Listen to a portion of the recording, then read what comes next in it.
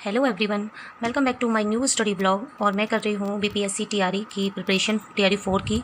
और जिसमें मैं टीचिंग एग्ज़ाम की प्रिपरेशन कर रही थी, तो पीआरटी की प्रिपरेशन कर रही थी जिसमें मैं, और साथ में मैं अभी यूपी पैट की प्रिपरेशन भी कर रही हूँ। और मैं यूपी स्टेट से बिलोंग करती हूँ। तो अभी आप लोग समझ सकते हैं कि कितने दिनों से क्या ही न्यूज़ आ रही है डोमिसाइल को लेके, इतना कुछ। तो माइंड में बहुत कुछ चल रहा था कि कैसे क्या कंप्लीट, क्या ही मतलब मैं क्या बताऊँ कि क्या हम लोग बीपीएससी टीआरई में एलिजिबल होंगे भी, क्या पता हम लोग इतना कम पता नहीं डोमिसाइल लग के क्या रूल हों। कहीं ये लग रहा था पहले जब उन्होंने बोला कि 100% डोमिसाइल लागू कर दिया जाएगा, तो एक बार को मुझे ये लगा, मुझे इतना नॉलेज नहीं था कि एज अ कॉन्स्टिट्यूशनल ये मतलब नहीं ऐसा होता है कि आप कुछ परसेंट आपको अदर स्टेट्स को देना पड़ेगा। तो मुझे इतना नहीं पता, बट उन्होंने ऐसे बोला कि 100% मिलेगा, वहीं पे उनके स्टेट्स के लोगों के लिए रहेगा। तो मुझे ये लगा कि अब मैं क्या मतलब एक तो टीचिंग वैकेंसीज़ नहीं है सामने सही से, तो एक बीपीएससी टीआरई का मैं काफ़ी देर से वेट कर रही थी और फिर इसी की ही प्रिपरेशन कर रही हूँ काफ़ी दिन से। तो मुझे ऐसा लग रहा था कि अब तो फिर तो कोई कुछ ऑप्शन ही नहीं रह जाएगा सामने कि किसकी प्रिपरेशन करेंगे, किसकी नहीं करेंगे, क्या रहेगा। फिर मैंने जब इसमें देखा कि अभी जब सेकेंड डे मैंने देखा कि उन्होंने बताया कि कुछ परसेंटेज वो देंगे, कम से कम 84% वो लमसम कुछ अपने लिए रखेंगे, अपने स्टेट्स के बच्चों के लिए। देन 16% कुछ बचेगा, उसमें बिहार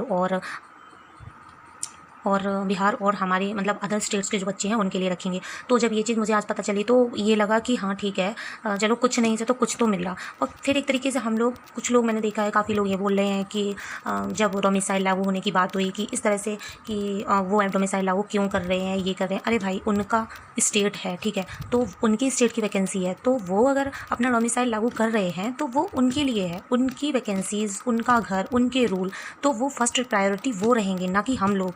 अब हम लोग तो अदर स्टेट से हैं। जब खुद सोचिए, जब हम लोगों की खुद के ही घर में कुछ वैल्यू नहीं है एक तरीके से, तो हम लोग दूसरे के घर में जाके अपनी वैल्यू मांग रहे हैं, तो वो तो गलत है, वो हम लोगों की गलती है। अब हम लोगों की गलती तो कह लो, या फिर हम लोगों की जो सत्ता चल रही है उसकी गलती है, क्योंकि हम तो अपने ही घर में बेघर हो रखे हैं। तो फिर कहीं जाके हम इम्पोर्टेंस अपनी मांगेंगे तो वहाँ नहीं मिलने वाली है, ये चीज़ है। और अब हमारे यूपी में अभी तक वैकेंसी कितनी सालें हो गई हैं जहाँ पे वैकेंसी नहीं आ रही है। यहाँ तक कि अगर हम लोगों के यहाँ वैकेंसी अगर आ जाती तो हम लोगों को वेट ही क्यों करना पड़ता। और यहाँ तक कि आज हम लोग इतना मतलब अदर स्टेट्स में जाके, वो भी इतनी दूर दूर, हम लोग अप्लाई क्यों करते। सोचा भी नहीं था कि इतना दूर जाके स्टेट्स में हम लोग कभी अप्लाई भी करेंगे।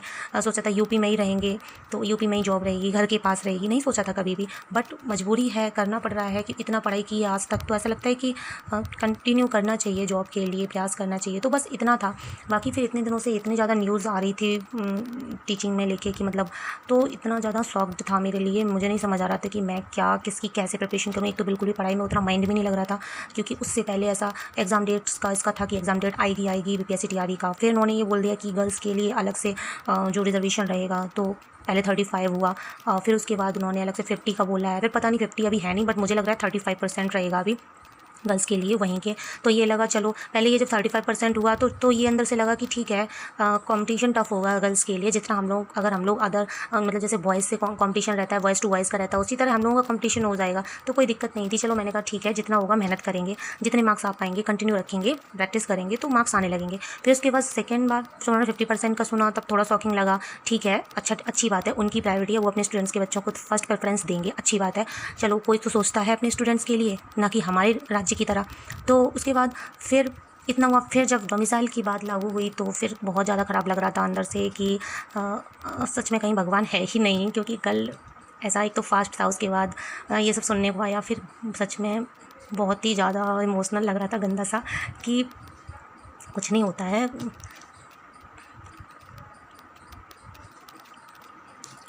सॉरी। तो उसके बाद फिर ये लगा कि डोमिसाइल लगने के बाद चलो फिर कम से कम आज कुछ परसेंट का पता चला, तो मुझे थोड़ा रिलैक्स, फिर भी मैंने रिलैक्स किया खुद को। मैंने समझा ठीक है, अगर 16% मिल रहा है एटलीस्ट राजस्थान से, तो ठीक है। राजस्थान में तो सिर्फ 5% ही दे रहे हैं, तो इन्होंने तब भी हम लोगों के बारे में इतना सोचा, तो उस चीज़ के लिए भी वहाँ के सीएम को बहुत बहुत थैंक यू है। और ठीक है, उन लोगों ने एडजस्ट किया, वहाँ के स्टूडेंट्स ने भी, उसके लिए भी थैंक यू, उन लोगों के लिए भी थैंक यू। तो इतना है। बाकी अब हमारी यूपी में इतनी वैकेंसीज़ नहीं आ रही हैं, तो हम लोगों को ऐसा फॉर्म डालना पड़ रहा है, ये है तो। बट हम लोगों को टीचिंग में जॉब करना है, टीचिंग हम लोगों का ड्रीम है, तो उस तरह से लगता है।